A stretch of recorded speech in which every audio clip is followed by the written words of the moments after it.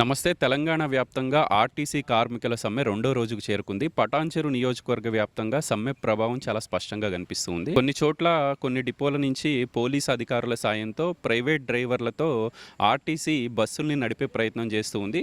దాన్ని తీవ్రంగా ప్రతిఘటిస్తూ ఉన్నారు ఆర్టీసీ కార్మికులు. ప్రస్తుతం మనం బీహెచ్ఎల్ డిపో దగ్గర ఉన్నాం. మహాధర్నాలో పాల్గొంటూ ఉన్నారు ఆర్టీసీ కార్మికులు. ప్రధానంగా 32 డిమాండ్లను వాళ్ళు లేవనెత్తుతూ ఉన్నారు. ఇప్పటికే మంత్రి పొన్నం ప్రభాకర్ ఒక స్పష్టతనిచ్చారు. 29 డిమాండ్లను మేము సత్వరమే పరిష్కరిస్తాము. ఏవైతే 3 డిమాండ్లు చెప్తూ ఉన్నారో దానికి కొంత సమయం కావాలి అని చెప్పి మంత్రి చెప్తూ ఉన్నారు. ఆ 3 డిమాండ్లు ఏంటయ్యా అంటే, గతంలో కాంగ్రెస్ పార్టీ అధికారంలోకి రావడం కోసం మేనిఫెస్టోలో పెట్టిన అంశాలే కదా అని చెప్పి ఆర్టీసీ కార్మికులు ప్రశ్నను లేవనెత్తుతూ ఉన్నారు. ప్రధానంగా ఆర్టీసీని ప్రభుత్వంలో విలీనం చేయడంతో పాటు వేతన సవరణను అమలు చేయాల్సిన అవసరం ఉంది అని చెప్పి ఆర్టీసీ కార్మికులు చెప్తున్న మాటలు. ఒకసారి మాట్లాడే ప్రయత్నం చేద్దాం. ముందుగా నమస్తే. ఏం చెప్తారు? ఈరోజు రెండవ రోజుకు చేరుకుంది. జనాలు కొంత ఇబ్బంది పడుతున్నారు అని చెప్పి మంత్రి చెప్తున్న మాటలు. బిహెచ్ఎల్ డిపో నుంచి జేఏసీ తరఫున మేము 2 రోజుల నుంచి ఒక నిరసన తెలపడం జరుగుతున్నది. ఈరోజు క్యాబినెట్ మీటింగ్ ఉంది కాబట్టి మాకు ఏదో 32 డిమాండ్లలో ప్రధానమైన డిమాండ్లు మాకు సఫలమవుతాయి, చర్చలు సఫలమవుతాయన్న నమ్మకంతో మేము ఓపికతో ఎలాంటి గవర్నమెంట్ ఆస్తులు కానీ ఎలాంటి న్యూసెన్స్ చేయకుండా శాంతియుతంగా ఇక్కడ చెట్టు కింద కూర్చోవడం జరిగింది. నాకు ప్రధానమైన డిమాండ్లు ఒకటి రిక్రూట్మెంట్, ఒకటి ప్లస్ పే స్కేల్, ఒకటి గవర్నమెంట్లో విలీనం మేనిఫెస్టోలో పెట్టారు కాబట్టి పెద్ద మనసు చేసుకొని పెద్దలు కాలయాపన చేయకుండా మాకు అతి త్వరలో 1-2 రోజులలో మాకు ఏదైనా నిర్ణయం వచ్చి, ఎందుకంటే ఆర్టీసీ సంస్థ అనేది లాస్లో ఉందని అందరికీ తెలుసు. కానీ మీరు మళ్ళీ బస్సులు బట్టగాల్చి మీద వేసే విధంగా పొన్నం ప్రభాకర్ గారు మాట్లాడుతున్నారు, మీడియాలో చూసాము. టీఆర్ఎస్ వాళ్ళు వెనకంగా ఉండి కార్మికులు వెనకంగా ఉండి సమ్మె చేపిస్తారు అనేది ఇది పచ్చి అబద్ధము. ఇలాంటి మాటలు మానుకొని ప్రయత్నం ఈ 32 డిమాండ్లు చర్చకు వచ్చి మనకు న్యాయం చేయాలని, 32 డిమాండ్లు చర్చించి సఫలం చేయాలని, సమ్మె తొందరగా విరమింపజేస్తే అందరికీ బాగుంటుందనే ఆలోచనతో కార్మికులు అందరి అభిప్రాయం ఉంది. అందరి మనసులో ఇంతకుముందు గత గవర్నమెంట్ కేసీఆర్ గారు చేసినట్టు కాకుండా సీఎం రేవంత్ రెడ్డి గారు ఏదో నిర్ణయం తీసుకుంటారనే ఆశాభావంతో ఉన్నారని ఈ సభాముఖంగా మాట్లాడారు. ప్రధానంగా మీరు ఒకటే విషయాన్ని లేవనెత్తుతూ ఉన్నారు. ఖచ్చితంగా ఎన్నో ఏళ్ల నుంచి ఆర్టీసీలో పనిచేస్తున్నాం కాబట్టి ప్రభుత్వంలో విలీనం చేయాల్సిన అవసరం ఉంది అనేది. ఎన్నేళ్ల నుంచి పనిచేస్తూ ఉన్నారండి? ఇక్కడ 30 సంవత్సరాల నుంచి చేస్తున్నాము. మాకున్న జీతాలు సరిపోవట్లేదు పిల్లల్ని చదివించుకోవడానికి. ఈ ప్రభుత్వాన్ని ఒక్కటి ప్రశ్నించదలుచుకున్నాం. అడగక ముందు మీరు గెలవాలనే ఉద్దేశంతో మీ అధికారంలోకి రావడానికి మీరు పథకాలు అమలు చేశారు. ఏది మహాలక్ష్మి అని, ఉచిత కరెంట్ అని, ఇవన్నీ చేశారు. వాళ్ళు అడిగారా? ప్రజలు అడగలేదు. అడగకుండా మీరు అమలు చేశారు, దాన్ని ఆచరణలో పెట్టారు. మరి మా ఆర్టీసీలను కూడా మీరు అలాగే మేము అడగకముందే మీరు పెట్టారు. ఏమని?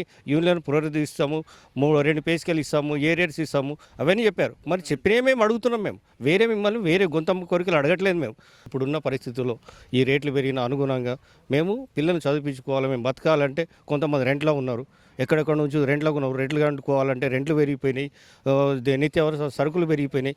అలాంటి మేము దాని గురించే మేము అడుగుతున్నాం. దానికి అనుగుణంగా మా పే స్కేల్ చేయమని అడుగుతున్నాం. ఇది మా విన్నపం. వేతన సవరణ ఇస్తామని చెప్పి గతంలో పీసీసీ అధ్యక్షుడిగా ఉన్న రేవంత్ రెడ్డి చెప్పారు. ఆ హామీని నిలబెట్టుకోవాలనేదనా మీ డిమాండ్? ఇప్పుడు మేము కేసీఆర్ పీరియడ్లో మేము సమ్మె చేశాము. ఇదే ప్రతిపక్షంలో ఉన్నప్పుడు రేవంత్ రెడ్డి ఏమన్నాడు, మేము గవర్నమెంట్లోకి వస్తే ఎంబడే మేము విలీనం చేస్తామని చెప్పారు. ఆ హామీ నిలబెట్టుకోలేదు. 2.5 సంవత్సరాలు వెయిట్ చేశాం మేము. ఇంకా మాకు ఓపిక అనేది లేదు. అందుకే మేము గత్యంతరం లేక సమ్మెలకు దిగవలసి వచ్చింది. పిఆర్సీ మాకు 100 రావాలి, 2 పిఆర్సీలు రావాలి, 25. అయితే మాకు డిఏఆర్ఎస్ కూడా రాలేవు, పాత బకాయిలు. దానివల్ల మేము కార్మికులు చాలా ఇబ్బంది పడుతున్నారు కాబట్టి మేము సమ్మెలకు పోవాల్సి వచ్చింది. తెలంగాణ వ్యాప్తంగా సుమారు 65 లక్షల మంది బస్సుల్లో ప్రయాణాలు చేస్తారు. అందులో 40 లక్షల మంది మహిళలే ఉన్నారు కాబట్టి మహిళలకి తీవ్ర అన్యాయం జరుగుతుంది ఈ సమ్మె వల్ల అనేది ఆయన చెప్తున్న మాటలు. గౌరవనీయులు మంత్రి గారికి ఈ బిహెచ్ఎల్ డిపో అదే తెలంగాణ ఆర్టీసీ తరఫున ధన్యవాదాలు తెలియజేస్తూ ఉన్నాం. సార్, మీరు అధికారంలోకి రాకముందు ఎట్లా చెప్పారు సార్? మీరు మీ కడుపులో పెట్టి చూసుకుంటాం తెలంగాణ ఆర్టీసీ కార్మికులని అన్నారు. అధికారంలోకి వచ్చినాక ఒక మాట, రాకముందు ఒక మాట. సార్, మీరు ఉచిత బస్సు పెట్టిర్రు, అదే మీ ప్రభుత్వానికి మంచి పేరు తీసుకొచ్చే పథకం. మళ్ళీ ఆ మంచి పేరు వచ్చే పథకాన్ని ఎంత కష్టపడి మేము దాన్ని కొనసాగిస్తూ ఉన్నాం. ఆ పథకం పెట్టినాక సార్ మా ఆర్టీసీ ఉద్యోగుల మీద చాలా బర్డన్ పడుతుంది పడతా ఉంది. అసలు బస్సులు తక్కువ ఉన్నాయి, ఉద్యోగులు తక్కువ ఉన్నారు, అయినా కూడా ఆ పథకాన్ని సక్సెస్ చేస్తున్నాం సార్.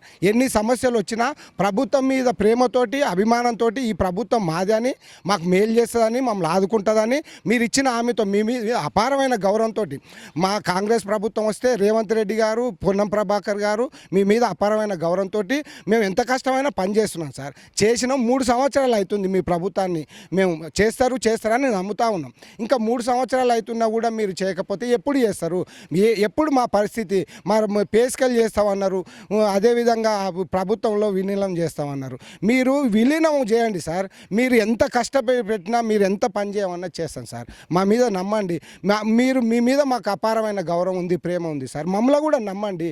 ఈ చేయండి, మమ్మల్ని విలీనం చేయండి. మీరు ఎంత పని చేసినా ఈ ప్రభుత్వాన్ని, ఈ పథకాన్ని సక్సెస్ ఇంకా ఎంత కష్టమైనా చేస్తాం సార్. జీతాలు మెరుగ్గానే ఉన్నాయి, ఓటీలు చేసినా ఓటీలు ఇస్తూ ఉన్నాము, కావాలంటే మీరు వాళ్ళని పక్కకి పిలిచి అడగండి అని చెప్పి మంత్రి చెప్తున్న మాటలు. సార్ ఒక్క నిమిషం. ఓటీలు అంటే అదే ఎక్స్ట్రా డ్యూటీకి ఎక్స్ట్రా పేమెంట్ అని అంటారు, కానీ ఉద్యోగులను పెంచండి, జీతాలు ఎక్కువ ఉన్నాయని అంటే ఏపీతో కంపేర్ చేయండి సార్. మన ఏపీ మన నుంచి విడిపోయినాం కదా, ఏపీతో కంపేర్ చేయండి సార్. దాంతో పాటే ఇవ్వండి. మేము ఎక్కువ కోరతలేదు సార్. ఏపీ కంటే ₹1 ఎక్కువ ఇవ్వకండి సార్. మాకు ఏపీ జీతం ఇవ్వండి. ప్రభుత్వం వీళ్ళ ఎక్కువ జీతం తీసుకుంటా ఉన్నారు. తెలంగాణ కావాలని కొట్లాడి ముందు వరుసలో ఉండి అన్ని నష్టపోయి కొట్లాడి సాధించిన తెలంగాణలో ముందు వరుసలో ఉంటాం కదా సార్. మేము కాదని చెప్పగలరా పొన్నం ప్రభాకర్ గారు? మీరే కదా సార్ తెలంగాణ ఆర్టీసీ కార్పొరేషన్ కడుపులో పెట్టి చూసుకుంటామన్నారు. మరి వాళ్ళకన్నా ఎక్కువ ఉంటే ఏమవుద్దు సార్? మేము అడగట్లేదు, మేమేం తీసుకోము. వాళ్ళంతా ఇవ్వండి సార్. చెప్పండి ఇదే విషయం.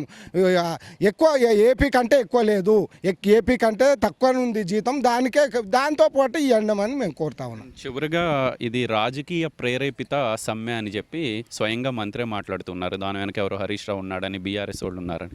దీన్ని ఎట్లా చూస్తారు సార్? వాళ్ళు బీఆర్ఎస్లో చేసినప్పుడు వాళ్ళు కూడా అదే మాట అన్నారు సార్. కాంగ్రెస్ వాళ్ళు వెనుక ఉండి బీజేపీ వాళ్ళు వెనుక ఉండి నడిపిస్తున్నారు అన్నారు. ఇదల్లా న్యాచురలే, ఇది తెలియదు ఏమో సార్. ఇది రాజకీయ స్టేట్మెంట్. మీరు అట్లే అంటారు. ఎవరుండరు సార్ మా వెనుక? చూడండి సార్, ఏడ ఉండరు. బీఆర్ఎస్ ఏడుందో ఒక జెండా చూపించండి సార్. గౌరవ మంత్రి గారు ఏడ ఉన్నారో చూపించండి. మీరు అలా మీరు అంటున్నారు, వాళ్ళ మీద తోసేస్తున్నారు. రాజకీయ ప్రకటన, మీరు రాజకీయ నాయకులు కాబట్టి మీరు అంటారు సార్. మేము అది మా ఆయనకి ఎవరు లేరు సార్, మేమే చేస్తున్నాం. మా ఆయనకి ఎవరు ఉన్నారు? మా కడుపు మండి మేము ఏదో మీరు మీరు చేస్తే అయిపోతుంది సార్. సమ్మె చేసే ఉద్దేశం లేదు సార్ మాకు కేవలం మా కష్టాలు ఉన్నాయి కాబట్టి మేము చెప్పుకుంటున్నాం. ఏదో 1 రోజు 2 రోజులు స్ట్రైక్ చేస్తే ప్రభుత్వం కల్పిస్తుంది అనే ఆశతో ఉన్నాము, అభిమానంతో ఉన్నాం, మీ మీద విశ్వాసంతో ఉన్నాం సార్. మీరే మీరు మా సమస్యలు తీర్చి ఒప్పుకొని మీరు కాలప్ చేయండి. మీ చేతులు యూనియన్లకి సంబంధించి అధికారికంగా ఎన్నికలు జరగాలి, యూనియన్లకి గుర్తింపు ఇవ్వాలి అనేది మీ ప్రధాన డిమాండ్గా కనిపిస్తూ ఉంది. గత ప్రభుత్వంలో అసలు యూనియన్లే అవసరం లేదని చెప్పి ఆ ప్రభుత్వం చెప్పింది. ఏం చెప్తారు సార్? యూనియన్ పెడతాం అన్నది మీరే సార్. అప్పుడు పీసీసీ ప్రెసిడెంట్ ఉన్న ఈరోజు సీఎం గారు గౌరవ రేవంత్ రెడ్డి గారే చెప్పారు. మేము సార్ ఏమన్నా రేవంత్ రెడ్డి గారు ఇంత పెద్ద కార్పొరేషన్కు యూనియన్ లేకపోతే ఎట్లా నడుస్తుందని గౌరవ ముఖ్యమంత్రి గారే అన్నారు. ఇది మేము చెప్పట్లేదు, సారే చెప్పిండు. మళ్ళీ మేము దాన్నే అడుగుతున్నాం, సార్ చెప్పిన మాటనే అడుగుతున్నాం. సారేది ఇంత పెద్ద కార్పొరేషన్కు యూనియన్ తప్పకుండా ఉండాలి. ఇంతమంది ఎంప్లాయీస్ కష్ట సుఖాలు ఎవరు చెప్పుకోవాలి, ఇది సాల్వ్ అవుతాయి అని సారే చెప్పిండు. దాని గురించి అడుగుతున్నాం సార్. వాళ్ళు తప్పు చేసిరని మీరు కూడా అట్లా చేస్తారా సార్? మేము అపారమైన గౌరవం ఉంది సార్ కాంగ్రెస్ పార్టీ వినా. కాంగ్రెస్ పార్టీ అధికారులకు రావడానికి ముందుండి కష్టపడ్డాం సార్.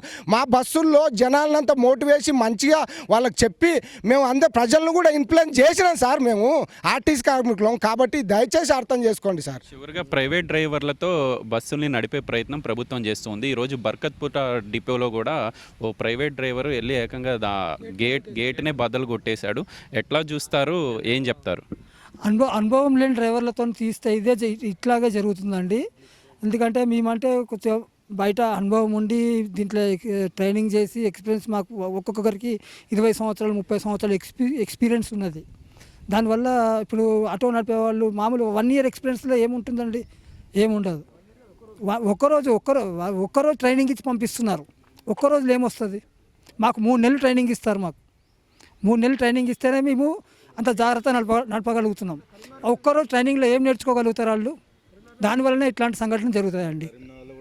రైట్. కార్మిక సంఘ నాయకులు కూడా ఆర్టీసీ కార్మికులకు మద్దతునిస్తూ ఉన్నారు. వాళ్ళు 3 డిమాండ్లను లేవనెత్తుతూ ఉన్నారు. ఆ 3 డిమాండ్లే కష్టం అని చెప్పి ప్రభుత్వం చెప్తున్న మాటలు. నా పేరు వెంకటరాజం. నేను ఏఐటీసీ సంగారెడ్డి జిల్లా ప్రధాన కార్యదర్శిని. ఈ సమ్మె వేరే రాజకీయ పార్టీలు ప్రేరేపించి చేస్తున్నాయనేది పొన్నం ప్రభాకర్ గారి ప్రధానమైన ఆరోపణ. కానీ మీ ప్రభుత్వం వచ్చి 2.5 సంవత్సరాలు అయిపోతుంది. ఈ 2.5 సంవత్సరాల నుంచి ఎందుకు కార్మికులని ప్రేరేపించి సమ్మె చేయించలేదు మిగతా పార్టీలు? ఇప్పుడు టీఆర్ఎస్ ప్రభుత్వం అధికారంలో ఉన్నప్పుడు సమ్మె చేస్తే కాంగ్రెస్ వాళ్ళు మిగతా పార్టీలన్నీ రెచ్చగొట్టి కార్మికులతోని సమ్మె చేయిస్తున్నారని ఆ రోజు కేసీఆర్ గారిది, హరీష్ రావు గారిది స్టేట్మెంట్. ఇవాళ పొన్నం ప్రభాకర్ గారి స్టేట్మెంట్ ఏంది? బీజేపీ వాళ్ళు, మీ కాంగ్రెస్ వాళ్ళు, మన టీఆర్ఎస్ వాళ్ళు మిగతా వాళ్ళు రెచ్చగొట్టి సమ్మె చేస్తున్నారని. కార్మికుల కడుపు మండి సమ్మె చేస్తున్నారు తప్పితే కార్మికులను ఎవరో రెచ్చగొట్టడం మూలంగా సమ్మె చేయట్లేదు. ఇది మంత్రి గారు ఫస్ట్ దృష్టిలో పెట్టుకోవాలి. ఎందుకంటే మీరు 2023 నవంబరు 7వ తారీఖు మీరు ప్రమాణ స్వీకారం చేసిన తర్వాత Kunamneni Sambasivarao sir, communist party Telangana రాష్ట్ర ప్రధాన కార్యదర్శి, కొత్తగూడెం ఎమ్మెల్యే గారు మీ దగ్గరికి ట్రేడ్ యూనియన్ నాయకులందరినీ తీసుకొని మీ సీఎం గారు ఇంటి దగ్గరికి వచ్చి ఇంటి దగ్గర కూడా మాట్లాడిపించడం జరిగింది. ముఖ్యమంత్రి గారితోనే డైరెక్ట్ మాట్లాడిపించారు.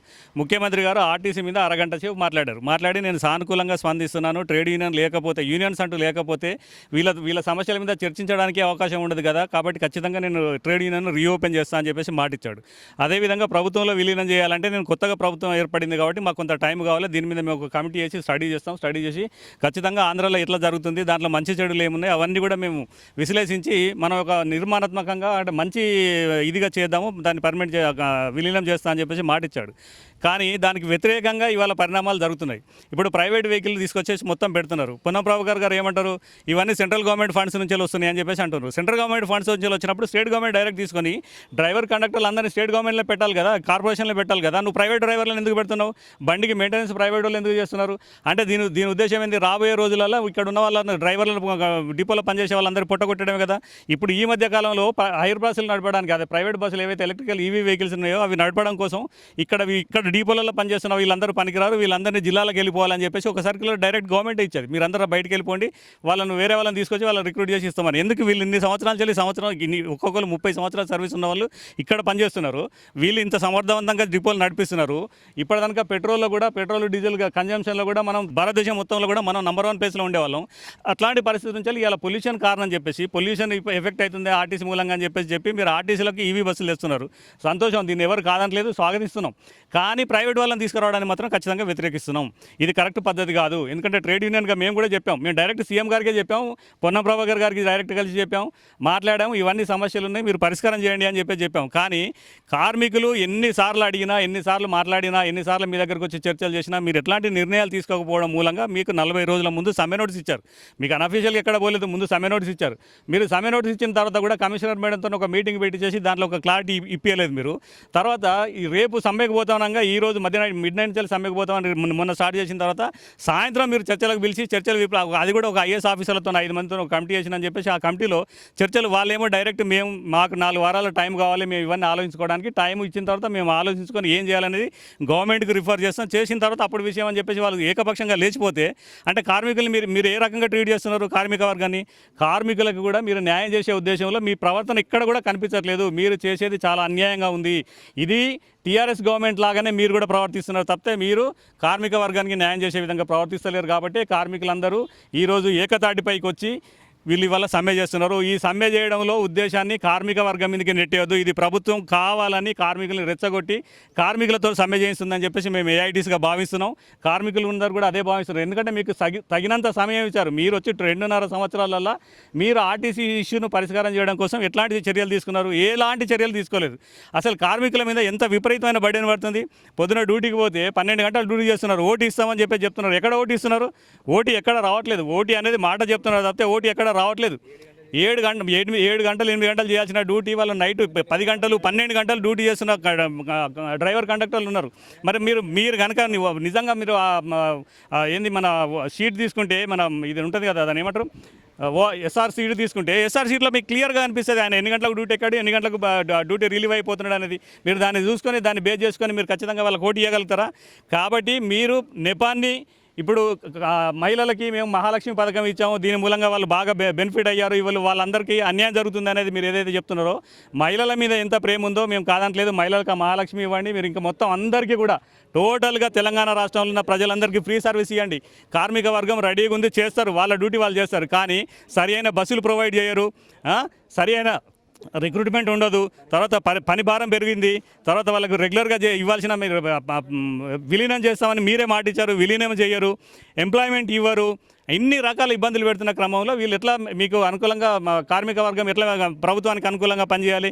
ఇది ఇంకొక పార్టీని బదనాం చేసే పని కాదు. ఖచ్చితంగా ప్రభుత్వం, రాష్ట్ర ప్రభుత్వం ఇప్పటికైనా మేల్కొని ఈ రోజు జరిగే కేబినెట్ మీటింగ్లో అయినా దీని మీద సరైన చర్యలు తీసుకుంటే ఖచ్చితంగా సమ్మె విరమింప జరుగుతుంది. మీరు తీసుకోకపోతే మాత్రం ఈ సమ్మె ఇంకా ఉధృతం అవుతుంది, చాలా సివియర్ పరిస్థితులకు వస్తుందని చెప్పేసి ఈ సందర్భంగా నేను తెలియజేస్తున్నాను. BHL డిపో వద్ద ఆర్టీసీ కార్మికుల రెండవ రోజు సమ్మె కొనసాగుతుంది. ఖచ్చితంగా తమ హక్కుల సాధన కోసం ఈ సమ్మెను ముందుకు తీసుకువెళ్తామని చెప్పి ఆర్టీసీ కార్మికులు చెప్తున్న మాటలు. వీడియో జర్నలిస్ట్ హరి యాదవ్తో గోపికృష్ణ, న్యూస్ 16 పటాన్చెరు నియోజకవర్గం.